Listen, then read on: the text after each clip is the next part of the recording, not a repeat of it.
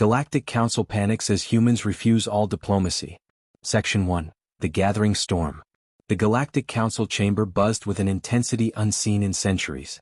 Ambassadors from over 1,000 star systems convened, their holographic projections shimmering in the dimly lit hall.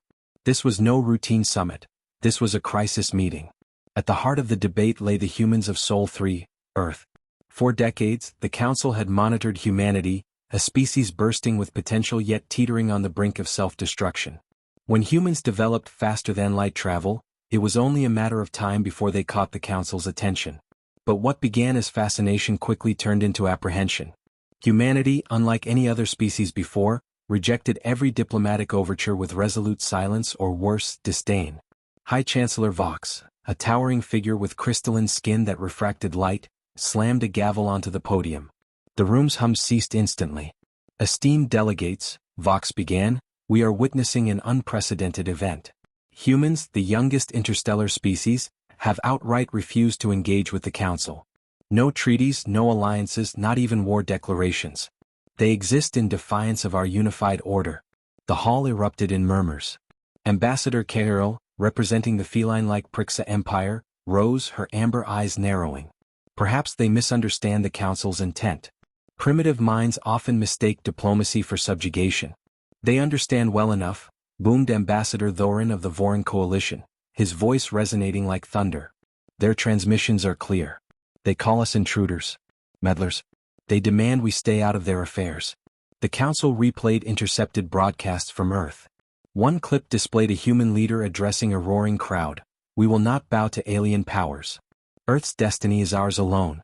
Another showed a fleet of human ships patrolling their borders, weapons charged but holding fire.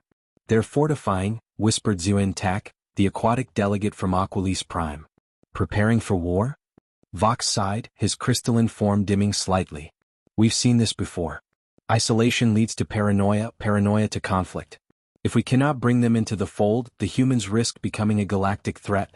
But the question loomed, how do you reason with a species that refuses to listen?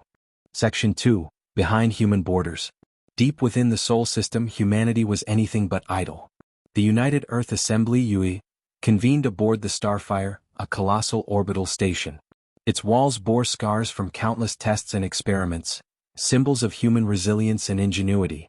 Representatives from Earth's nations, now unified, debated furiously. They don't trust us, said Commander Elena Reyes, a grizzled veteran who had led Earth's first FTL expedition. And I don't blame them.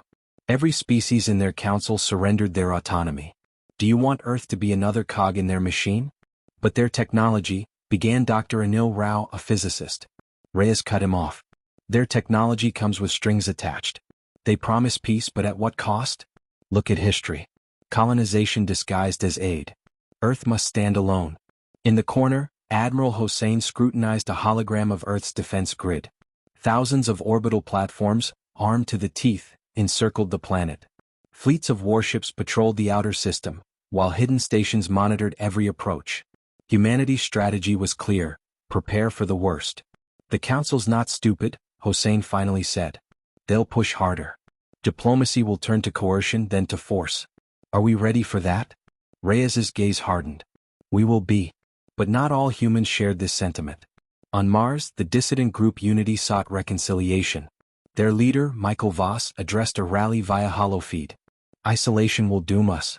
The Council could uplift humanity, help us cure disease, end hunger, expand to the stars without fear. Why fight them? The UA branded Unity as traitors, but their influence grew. The schism within humanity deepened, threatening to fracture Earth's fragile unity just as the Council's patience wore thin.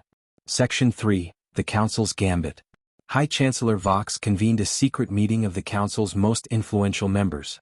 The chamber, cloaked in shadow, pulsed with an air of urgency. Vox's crystalline skin shimmered as he addressed the assembly. We must act decisively. Humanity's refusal endangers not only themselves but the balance of the galaxy. We need a strategy to force their hand, without sparking outright war. Ambassador Kechurel's tail flicked with irritation. An embargo. Cut off their access to trade routes. Starve their resources. They'll beg to join us. Thorin shook his massive head. Humans thrive under pressure. Deny them resources and they'll innovate their way around it. We must show them the futility of resistance. A demonstration, suggested Ziwen Tak. The room turned to the aquatic delegate. Target one of their colonies. Not with violence but with overwhelming presence. Show them the might of the Council fleet. Make them understand resistance is pointless. The proposal gained traction but Vox hesitated. A show of force could backfire. If they perceive it as an act of war, then they'll crumble, Thorin interjected. Humans are bold but they've never faced a united force like ours. The Council voted. Within hours, a fleet of dreadnoughts and carriers assembled near Proxima Centauri, the closest human outpost. The plan was simple: blockade the colony, disable its defenses and force humanity to the negotiating table. But humanity had been watching. Section 4. The breaking point. As the Council's fleet entered Proxima Centauri's orbit, they found nothing. No ships, no defenses, not even a transmission. The colony appeared abandoned, its cities dark and lifeless. Scans show no life signs, reported a Voran officer. It's a ghost world. High above the planet, hidden in the shadow of its largest moon, humanity's fleet waited. Admiral Hossein stood on the bridge of the Resolute, Earth's flagship. They took the bait, he said, a grim smile on his lips. Humanity's response was swift and surgical. Stealth frigates disabled the Council's communication relays, plunging the fleet into chaos. Advanced EMP weapons neutralized their shields, leaving even the largest dreadnoughts vulnerable. Within minutes, the Council's mighty armada was at humanity's mercy. On the Resolute's bridge, Reyes's voice rang out. Broadcast. The Council's fleet captains received the transmission simultaneously. Reyes, flanked by Hossein and Rao, stared directly into the camera. You came to intimidate us, she began, her tone icy. To force us into submission. You've underestimated humanity for the last time. We don't want war, but if you bring it to our doorstep, we will end it. Leave our system. Now. The Council's fleet withdrew, humiliated and shaken. In the aftermath, the Galactic Council erupted into chaos. Some called for immediate retaliation, while others urged caution. High Chancellor Vox, his form dimmed by shame, addressed the assembly. We misjudged them, he admitted. Humanity is unlike any species we have encountered. They will not be coerced. If we are to coexist, we must rethink our approach. Back on Earth, humanity celebrated its triumph. But in the shadows, leaders like Reyes and Hossein knew the victory was temporary. The Council would return, stronger and more determined. Humanity's journey among the stars was just beginning, and it was already fraught with peril.